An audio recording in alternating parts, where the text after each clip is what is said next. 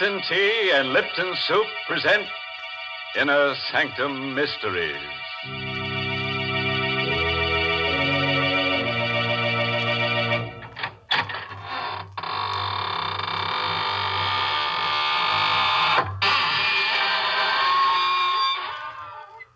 Good evening, friends of the Inner Sanctum. This is your host. Welcome again through the squeaking door. Did you miss us? You know, we haven't been around to haunt you these last 8 weeks. Yes, that's right. Death takes a vacation. Where have we been? Oh, we spent our vacation in a nice, cool place. Underground. Of course, we missed your smiling faces, but where we went, everybody grinned. Yes, they couldn't help it. They were grinning skulls. Too bad you couldn't all come along. Good evening, Mr. Host. Well, hello, Mary Bennett. Say, Mary, on my vacation, I met someone who had something very nice to say about Lipton tea. Yes, it was a ghost. And he said the flavor of Lipton's was out of this world. I suppose you think that's a real testimonial. But of course, no other product has ever been endorsed by a ghost. Well, I can tell you that Lipton's isn't looking for such compliments. What pleases them is the fact that more real people drink Lipton tea than any other brand. And what's more, they drink it all year round. Right now, lots of folks are enjoying Lipton's as an iced beverage because it certainly makes a cold meal taste better. Yes, and Lipton's iced tea is grand between meals, too. It's a welcoming, refreshing drink to serve when your guests drop in at your house. You see, Lipton tea has that famous brisk flavor. Now, that word brisk, B-R-I-S-K, means that Lipton's always tastes fresh and full-bodied, never flat or wishy-washy. So get acquainted with Lipton's real soon, won't you, folks? Yes, and if you'd like to get acquainted with murder real soon, then listen to Dead Man's Deal. It's an original radio play by that chill master, Emil Tepperman. And our star tonight is Larry Haynes, who plays the role of Joe Lester. It all happened to Joe Lester, who's really a small-time gambler and who had no business in that big-time game with Barney Flood and Dan Kilmer and Nick Zapparetti and the others. But it's really Lester's story. So here he is to tell it to you. I guess it was the biggest poker game I ever took a hand in. It was in Barney Flood's room, number 327, the Brandon Hotel. They were all big shots. I had to play a careful game. I only had about $3,000, and if I didn't nurse it, a single deal could wipe me out. What's the matter, Lester? Playing kind of tight, aren't you? Whatever, Barney. Man's entitled to play his own game, isn't he? Sure. Maybe you don't belong in this one. You need guts for this game. You tell him, Dan. Maybe Lester doesn't know what guts are, Barney. Now, listen, you. Don't try to get tough, Lester. It wouldn't be healthy. Lester saw at me, Dan. So because I took his girl away from him. How didn't you, Lester? Suppose we leave Louise out of this, Barney.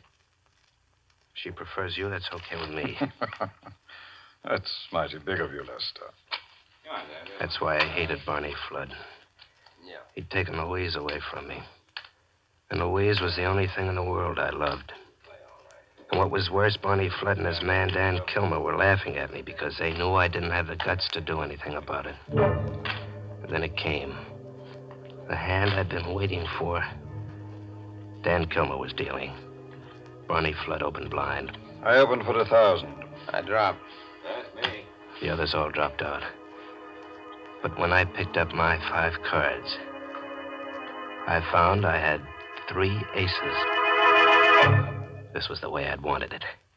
Just Barney Flood and me. And me with a strong hand before the buy. Now I'd show him who had guts. I counted out $2,000 in $100 bills and shoved them out on the table. I see you, Barney. And raise you 1,000. Oh. So our little Lester's waking up. Okay, I see the raise. Just the 2 of us, How many cards, Barney? 1. Right. And how many do you want, Big Shot? I'll take 2. Here you are. My hands were a little clammy as I picked them up. I looked at the cards. And suddenly I felt as if I'd inherited the whole universe. I had bought an extra ace. I held 4 aces. Well, big shot, I bought something here. I think it's the winning hand. I'm going to bet the works. Here. All the cash I have with me. 90 grand. 90 grand. I felt the sweat on my hands as I watched him push the money out on the table. 90 grand he was betting. And I had him beat with my 4 aces. But I couldn't see his bet. All I had was about $1,000. Come on, big shot. What are you waiting for? You know I haven't got that much money. And you shouldn't be playing in this game, Tin Horn. You're taking advantage of me, Barney. You're trying to show me up. You know I have to drop out even with a better hand. Oh, so you think you have a better hand, eh? Make the bet inside my limit, and you'll see. All right, Lester.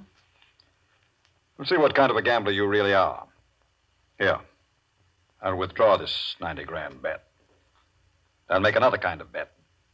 A bet you can see. If you have the guts. Well, what kind of bet? I'll bet my life against your life. The man who loses this deal agrees to commit suicide. For a full minute after Barney Flood made his proposition, the room was so quiet you could hear a pin drop.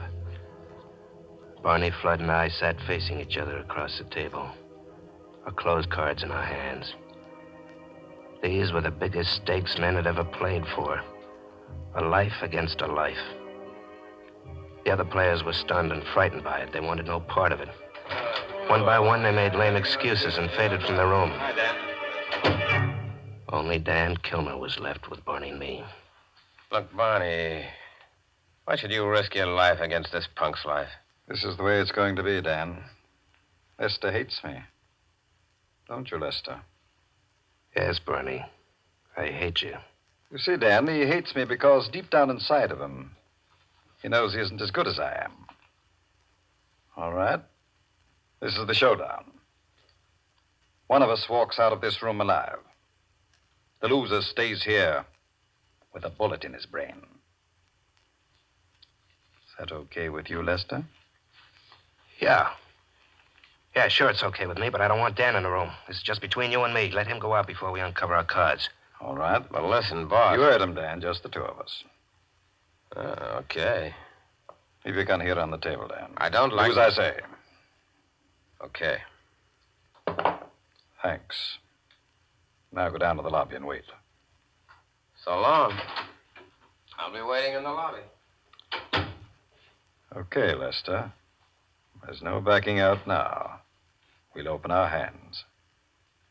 The loser picks up that gun and blows his brains out. This was the minute I'd been waiting for. My lips were dry. I wet them with my tongue. Now, at last, I had Barney Flood exactly where I wanted him. Okay, Barney. Read 'em and weep. How do you like these? 1 ace, 2 aces, 3 aces, 4 aces. How do you like 'em, Barney? 4 aces, huh? I kept my eyes on Barney. I wanted to milk the last drop of satisfaction out of that moment. But he was a born gambler. His face didn't show a thing. He sighed, and slowly he began to turn over his own cards. 3 of hearts, 4 of hearts, 5 of hearts, 6 of hearts, 7 of hearts. A straight flush. Well, Lester. Straight flush beats 4 of a kind. You only bought 1 card. That's right. I went in with 3, 4, 5, and 6 of hearts. I bought the 7 of hearts. A straight flush. I can't believe it. I've lost. Yes, Lester. You've lost. You've lost your life. And a gambler always pays up. Here's the gun, Lester. Go ahead. A gambler always pays up. I curled my finger around the trigger. I stood up and leaned across the table. I pointed the gun at Barney Flood, and I shot him in the head. Now I had to work fast and carefully. I had it all figured out. When I shot Barney, I leaned over the table so the barrel of the gun was close to his head. There were powder burns on his temple around the wound. I wiped my fingerprints off the gun and pressed Barney's hand around the barrel. Next, I turned my attention to the card table. This was important. I left my 4 aces intact where I laid them out. But I changed Barney's hand slightly. I removed the 7 of hearts, replaced it in the deck, and riffled through it. I found the 7 of diamonds. I substituted this for the 7 of hearts. And now Barney's hand was no longer a straight flush. It was an ordinary straight. And my 4 aces were better. So now it looked as if I had won the game. I was ready. I picked up the phone and asked the operator to connect me with the police. Hello? Police headquarters? This is Joe Lester. I'm in room 327 at the Brandon Hotel. Barney Flood has just committed suicide.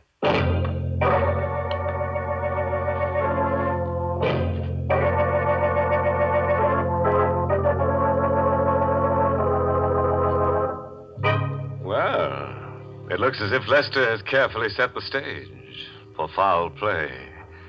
He has to be careful if he wants people to believe that Barney has committed suicide. Because that's the last thing in the world a man would do. How about it, Mary? What side are you betting on? I'll give you odds that Lester isn't caught. Why, you know very well that I don't bet. Oh, come on, Mary. I'll tell you what. I'll bet you my Sunday shroud against a package of Lipton tea. Oh, my gracious, I never know what you're going to say next. But I still don't believe in gambling. And, folks, if you feel the same way about it, then I know you'll like Lipton tea, because you can always be sure of its flavor. Tea experts describe that flavor by saying it's brisk. B-R-I-S-K. And brisk flavor means that Lipton's always tastes fresh and vigorous, never flat or insipid. Lipton's is a real experience in tea drinking. That's why I always say that you don't know how good tea can be till you know how good Lipton's is. And now, let's go back to Joe Lester. Let's see if his airtight scheme to make Barney Flood's murder look like suicide goes over with the police. Yes, and let's hope it's not so airtight that it leaves him dangling in air at the end of a hangman's noose. At headquarters, all the players told the same story. How Barney Flood had proposed a suicide bet, and how they'd all cleared out. Inspector Larkin dismissed them all, leaving only Dan Kilmer and myself in the office with him and the stenographer. Now, you, Kilmer. Yes, Inspector. You're Barney Flood's right-hand man? Well, you know I have a private detective's license. Barney paid me to be his bodyguard. You worked for Barney a long time? That's right. Lester says you left your gun on the table. Is that right? That's right.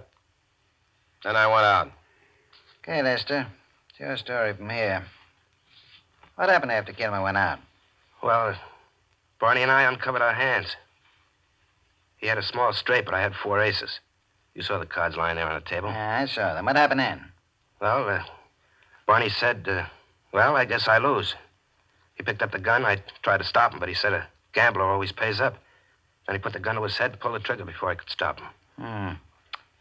What do you think of that story, Kilmer? I think he lies. Makes you think so? I can't say. Ah, that's no evidence. Looks like suicide. I'm afraid there's no charge told, John Lester. I wish there was. Hey, you mean I'm free to go? Yeah, sure. Go on. Get out. Dan Kilmer gave me a dirty look, but I only grinned at him. I got up and went to the door. Everything was going my way. I was rid of Barney Flood. I'd committed the perfect murder. And now I was free to go to Louise.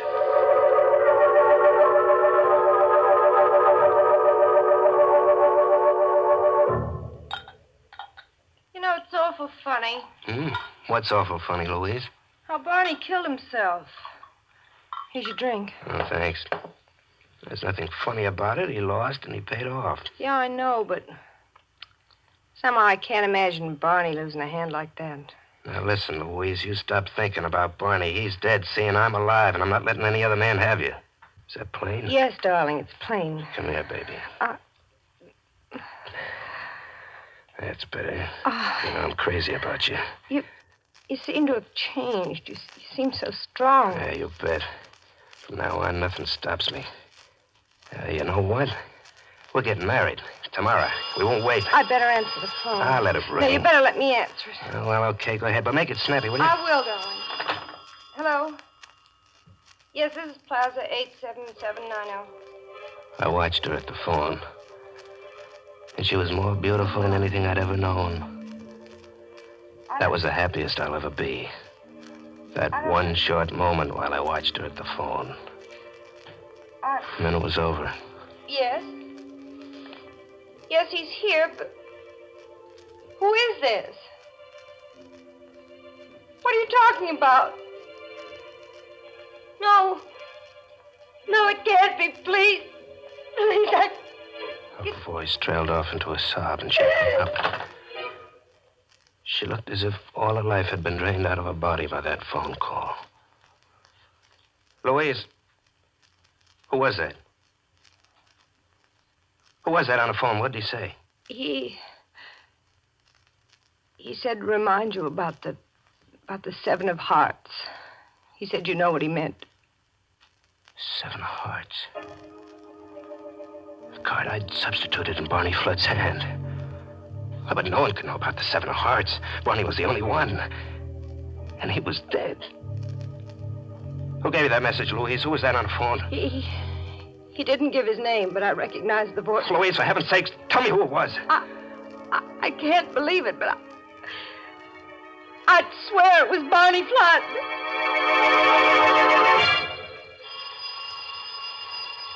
And then the phone rang again. It's the phone again. He's calling back. I'll answer it. Pushed Louise roughly aside. Slowly, I walked toward the ringing phone, almost in a daze, and picked it up. I think I must have been expecting it, because I wasn't surprised when I heard that voice. I only felt numb. Hello, Lester. I'm waiting for you. Outside the house. Across the street. Won't you come out and talk to me?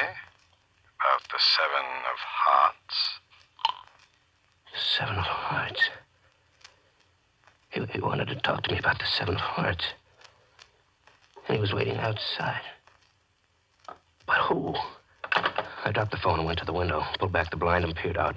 At first I saw nothing. And then I spotted him. A shadowy figure standing in a doorway across the street with his hat brim pulled low over his face. And just then a car swept down the street. Its headlights illuminated the doorway, and I got a quick look at the face.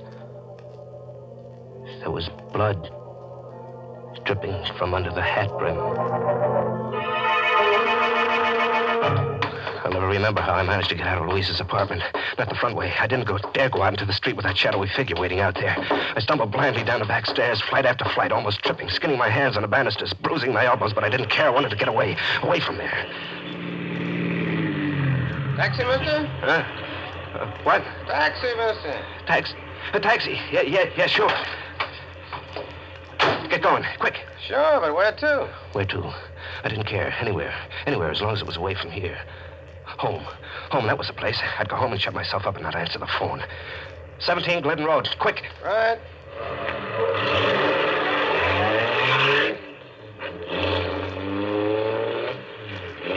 I heaved a sigh of relief as we pulled away. Out of pure instinct, I suppose, I looked out the rear window. Suddenly, the blood began to pound in my head like a thunderous avalanche. Because back there at the corner was that same shadowy figure, getting into another cab, pointing after my taxi. Faster, driver. You gotta go faster. Hey, what's wrong, mister? Look, that cab behind us. $20 if you lose it. What cab? That one, you fool. A cab behind us. Hey, one of us must be nuts. Or maybe you had a couple too many. There isn't any cab behind us. I turned around and looked again. My driver was right. The street was empty as far back as I could see.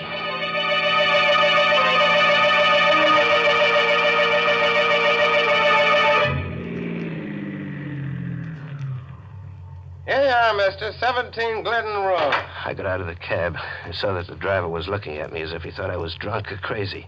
My shirt was wet with perspiration. My head began to throb, and everything swam before my eyes. Then a voice began to whisper in my ear like a terrible refrain. 7 of hearts. The 7 of hearts. 7 of I leaned hearts. weakly against the taxi 7 cab. of hearts. Through a mist, I looked down the street. There it was. 7 of hearts. Same shadowy figure with a hat brim pulled low over the bloody face. 7 of hearts. Walking 7 of toward hearts. me. 7 of Slowly. hearts. 7 Toward of me. hearts. And 7 now of faster. hearts. Coming toward 7 me of fast. hearts. And the refrain 7 ringing in of my hearts. ears. I couldn't 7 stand of it. hearts. I flung myself into the 7 of cab. hearts. I wanted safety. 7 of hearts. Drive the police 7 of hearts.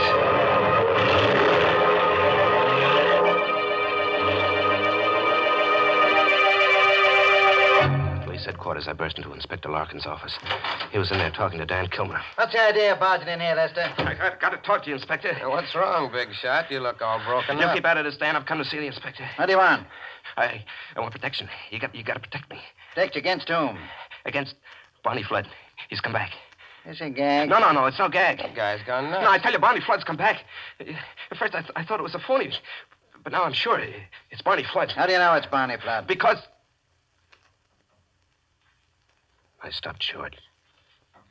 I'd almost said too much. I couldn't tell him about the 7 of hearts. I couldn't tell him why I was sure it couldn't be anybody else but Barney Flood. Get out of here, Lester. I've got no time to waste. But you've got to assign an officer to protect me. I'm afraid to go home. Look, Lester, I think you're going nuts the way Dan says. If I signed an officer to you, everybody'd say I was going nuts, too. Signing a cop to protect a man against a ghost. But I insist. Get out! Look, Dan, will you help me? What? Who, me? What, you're not working now, are you? No, I lost my job when Barney died. Well, look, how about a job? Working for me, protecting me, huh? Against a ghost? Against Barney Flood's ghost? Well, what do you care as long as I pay you? Okay, Lester. You've hired me. Good. Come on, then. Come home with me. I want you to sit up with me all night, huh? Dan Kilmer came home with me. And we sat up, whiling the time away, playing two-handed poker. My deal, Lester. Yeah, sure. So you're really scared, huh, Lester? Don't laugh at me, Dan. You'd be scared, too, if you'd seen what I saw. You mean, like the guy with the blood on his face? How'd you know about that? And the telephone call about the 7 of hearts? The 7 of... I figured that stuff would sort of get you on edge. What do you mean? I mean that I'm the one that planted that man outside Louise's apartment. That was me on the telephone. You? Sure. That cab driver was my man, too. I had him planted out in back of Louise's house. He was waiting for you to come out the back way. You see, Lester, I had you figured right. Every move. You did all that? What was the idea? I wanted to get you right here. Like this. Afraid of your own shadow. What? What for? Pick 'em up. I picked up the cards. I stared at them. It was 4 aces. The same hand I'd held with Barney Flood. How would you like to make a little bet on your hand, Lester? Against mine. Say, your life against my life. What do you mean? Don't you get it yet? Here, I'll turn my cards over for you. See? 3 of hearts, 4 of hearts, 5 of hearts, 6 of hearts, and the 7 of hearts. You see, Lester, my hand does have the 7 of hearts in it. So did Barney Flood's. Before you took it out. How do you know about the 7 of hearts? For a long time, Dan Kilmer didn't say anything. He just sat there, looking at me. Then he got up. He took out his gun, laid it on the table. And he went to the door. How did I know about the 7 of hearts? You see, Lester, I dealt the other hand, too. Barney Flood was right. A gambler must always pay up. The gun is ready on the table. And now, I'm ready too.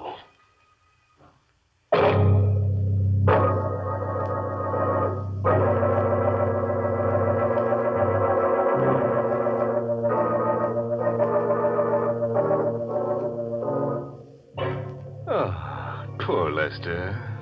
He's in a very grave situation now. Yeah, so grave he needs the help of an undertaker. But he was only a beginner in crime. He might have done better if he hadn't come to such an untimely end. Well, I've got no sympathy to waste on him. He shouldn't have gotten into that poker game in the first place. Oh, I don't know. I never forget the time I played strip poker with a bunch of ghosts. Say, was I lucky that day? Yes, you should have seen those ghosts shedding their ectoplasm.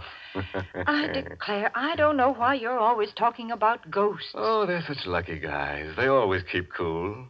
Even in the summer, the least little breeze goes right through them. Well, I'd rather be a human being. Real honest folks have a good way of keeping cool, too. They just make themselves a refreshing pitcher of Lipton's iced tea. Yes, there's nothing like Lipton's to perk you up on a hot day. I guess it's that famous brisk flavor that makes all the difference. It's so rich and lively.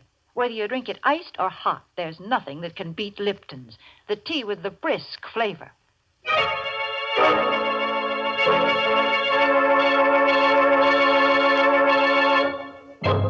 And now a word of advice. You can't afford to gamble with death because the loser never gets a chance to stage a comeback.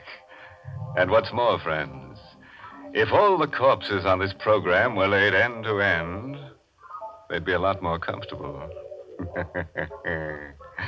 Oh, by the way, this month's Inner Sanctum Mystery novel is Puzzle for Wantons by Patrick Quentin. Yes, and next week's Inner Sanctum story, directed by Himan Brown and brought to you by Lipton Tea and Lipton Soup. Next week's story is going to blow the tubes in your radio. It's about a beautiful woman who marries a dead man. Now, there's an unusual romance. And this graveyard Romeo has second sight and always knows who's going to be murdered next. Well, of course he's got second sight. He lost his first sight when he died, see? Now it's time to close the squeaking door until next Tuesday. So, good night. Pleasant dreams.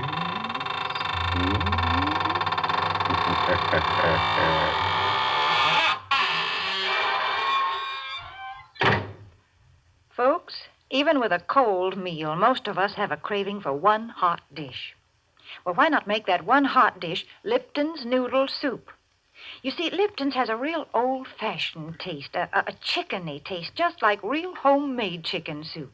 And yet it's so easy to prepare. That's because Lipton's comes in an envelope. You just empty the contents of the envelope into boiling water, and in no time at all, soup's on. Just as quick and simple as that.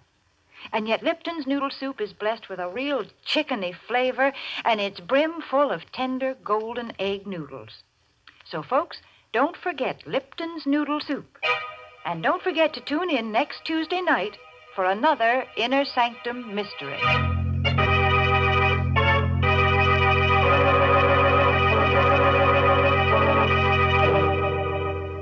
This is CBS, the Columbia Broadcasting System.